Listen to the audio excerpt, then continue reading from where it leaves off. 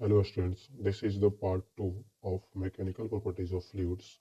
आज हम लोग जानेंगे थ्रस्ट के बारे में। थ्रस्ट क्या होता है? तो देखिए, थ्रस्ट होता है the normal force acting on a surface is called thrust.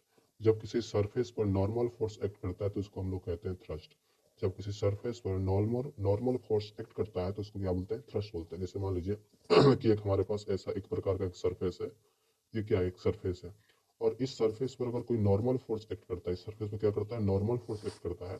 तो ये देखिए यहाँ पर कितना सरफेस है, ये सरफेस है और ये फोर्स एक्ट कर रहा है। तो इस फोर्स और सरफेस के बीच में कितना डिग्री का एंगल बन रहा है? 90 डिग्री का एंगल बन रहा है। तो इसको हम लोग कहते हैं थ्रस्ट। किसी सरफेस पर जब नॉर्मल फोर्स लगता है तो उसको क्या बोलते हैं? थ्रस्ट बोलते हैं। समझ गया? नेक्स्ट टॉपिक है फ्लूइड प्रेशर। फ्लूइड प्रेशर या प्रेशर किसको कहते हैं? तो देखिए, प्रेशर प्रेशर कहता है कि pressure is defined as the normal force acting per unit area. Pressure is defined as the normal force acting per unit area of surface. मान लीजिए हमारे पास है कोई सरफेस, ये सरफेस है, इस सरफेस, और इस सरफेस पर जो फोर्स लग रहा है, अगर इस फोर्स पर यूनिट एरिया पर लग रहा है, मान लीजिए इस सरफेस एरिया है 10 मीटर स्क्वायर, 10 मीटर स्क्वायर, ठीक है।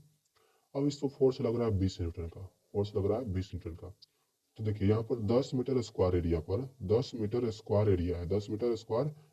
लग रहा है कितना? 20 न्यूटन का फोर्स। तो हमें 10 न्यूटन एरिया पर नहीं निकालना है, 10 मीटर स्क्वायर पर नहीं निकालना है। कितना पर निकालेंगे? तो 1 मीटर स्क्वायर एरिया पर कितना फोर्स लग रहा है, उसी को कहेंगे प्रेशर।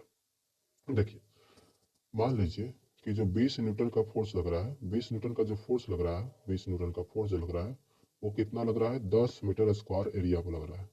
तो 1 मीटर स्क्वायर निकालिएगा, 1 मीटर स्क्वायर पर कितना हो जाएगा? 20/10, यानी कि 2 न्यूटन लगेगा, 2 न्यूटन लगेगा, लगेगा ना।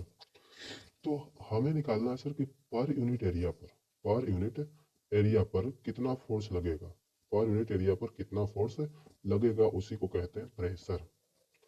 यानी कि प्रति एकांक क्षेत्रफल पर लगने वाले फोर्स को, बल को प्रेशर कहते हैं। प्रेशर को ऐसे भी डिफाइन कर सकते हैं कि pressure is thrust of area, pressure is the thrust of पर unit area, pressure is the thrust पर यूनिट एरिया, ऐसे भी डिफाइन कर सकते हैं।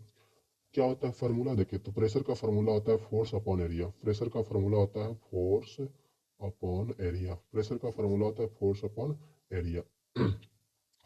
ए का मतलब क्या है? एरिया। ए का मतलब देखिए क्या होता है? एरिया होता है। ए का मतलब एरिया और फोर्स का मतलब क्या होता है? एफ का मतलब फोर्स है। प्रेशर जो होता है वो स्केलर क्वांटिटी होता है सर। प्रेशर क्या होता है? एक स्केलर क्वांटिटी होता है। प्रेशर क्या होता है? एक स्केलर क्वांटिटी होता है। तो ये ध्यान रखिएगा, प्रेशर जो होता है एक स्केलर क्वांटिटी होता है। अगला, अगर इसका यूनिट देखिएगा तो देखिए, फोर्स, प्रेशर का यूनिट फोर्स का क्या होता है? न्यूटन। और एरिया का क्या होता है? Metre square. तो प्रेशर का यूनिट हो गया newton per metre square, newton per metre square. इसी को पास्कल भी कहते हैं, इसी को क्या बोलते हैं? पास्कल भी कहते हैं। अच्छा, इसका सीजीएस यूनिट देखेंगे तो क्या हो जाएगा? तो देखिए, न्यूटन का फोर्स का होता है न्यूटन, फोर्स का होता है न्यूटन, और न्यूटन का सीजीएस होता है डाइन, न्यूटन का सीजीएस होता है डाइन। इसका एरिया का होता है मीटर स्क्वायर, मीटर स्क्वायर। तो इसका सीजीएस में क्या हो जाएगा? Centimetre square. तो डाइन पर सेंटीमीटर स्क्वायर इसका सीजीएस यूनिट हो जाएगा। डाइन पर सेंटीमीटर स्क्वायर इसका सीजीएस यूनिट हो जाएगा।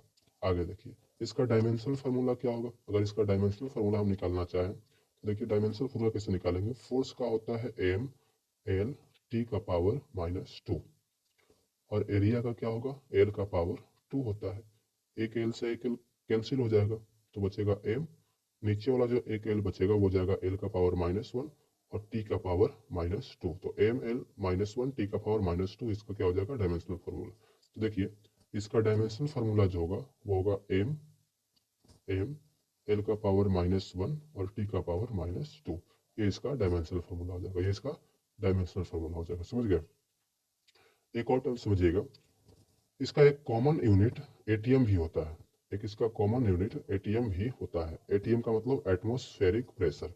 एटमॉस्फेरिक प्रेशर जो होता है, वह प्रेशर जो एटमॉस्फेयर के द्वारा सी लेवल पर लगाया जाता है, सी लेवल के पर यूनिट एरिया पर लगाया जाता है, उसको बोलते हैं एटमॉस्फेरिक प्रेशर। एटीएम से इसको डिनोट